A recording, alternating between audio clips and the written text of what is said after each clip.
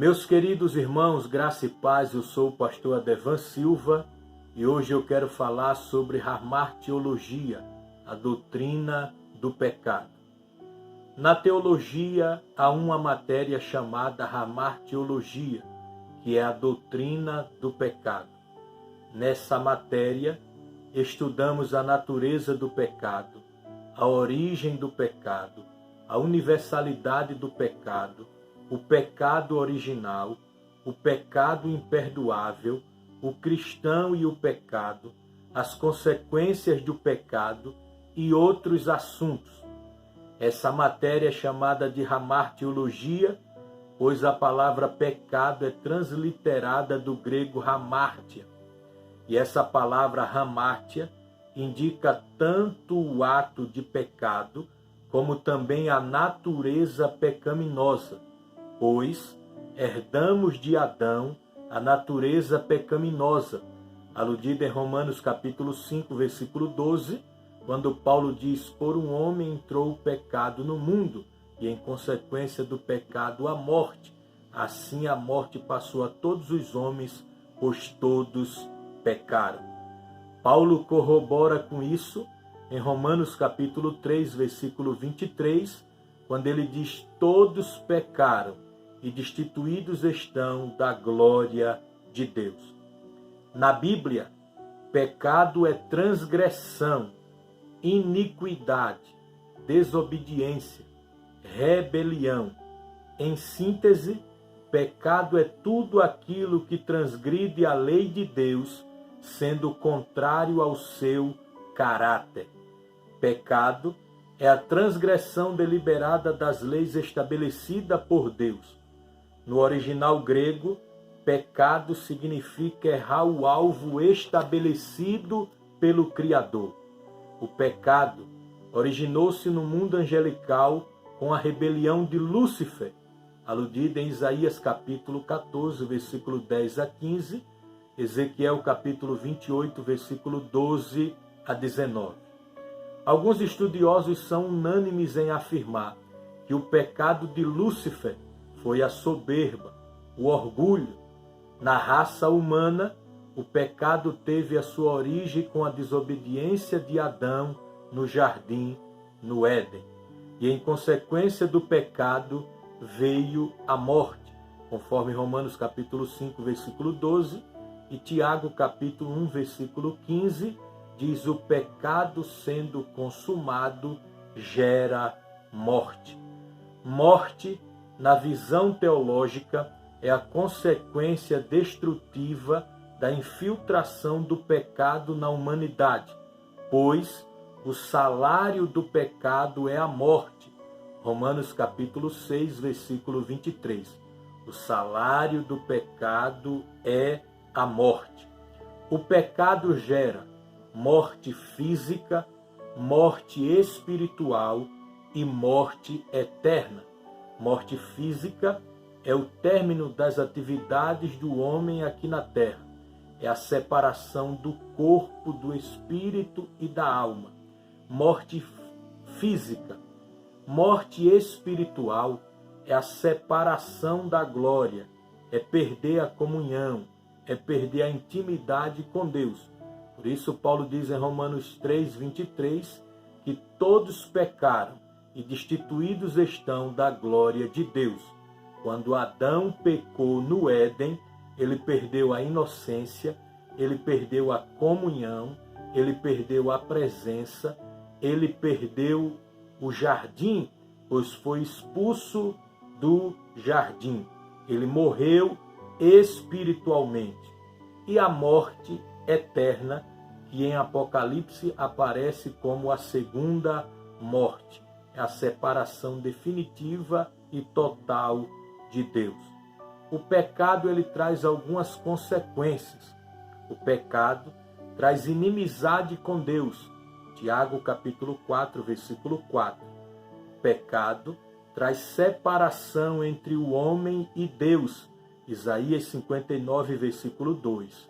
O pecado escraviza. João capítulo 8, versículo 34.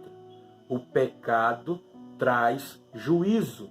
Tiago capítulo 2, versículo 13. O pecado gera morte. Romanos capítulo 6, versículo 23. E outras consequências que o pecado traz. O homem é pecador. Ele peca interiormente por pensamento, peca exteriormente por obras e peca por omissão. Devido ao pecado original, o homem herdou uma natureza pecaminosa. Por isso, o homem está inclinado ao mal nas suas decisões, desejos e vontades. Essa natureza decaída foi herdada do pecado original. Por isso, o homem não peca só por influências externas ou imitação, mas peca porque é pecador, está na sua natureza pecaminosa, e caída. Vamos observar agora como ficar livre do pecado. O homem não tem capacidade alguma de se libertar do pecado por conta própria. Isso só é possível através da obra redentora de Cristo na cruz, salvando o homem do pecado. Jesus salva o homem da culpa do pecado, do poder do pecado e do domínio do pecado. Isso é justificação, santificação e redenção. A salvação em 3 tempos: passado, presente e futuro. Jesus salva o homem da culpa do pecado. Isso é justificação. Jesus salva o homem do poder do pecado. Isso é santificação. E Jesus salva o homem do domínio do pecado. Isso é redenção. Primeiro, o homem é liberto da culpa do pecado, recebendo o perdão de Deus e a justificação pela fé. Romanos capítulo 5, versículo 1, Paulo diz: sendo, pois, justificado pela fé, temos paz com Deus. A palavra justificação aí no original é dikaios, que significa ato de declarar justo. Em Jesus, você é declarado justo, pecados perdoados, nome escrito no livro da vida. Agora você está livre da culpa do pecado. Segundo, o redimido é liberto do poder do pecado, num processo que leva a vida toda, chamado de santificação.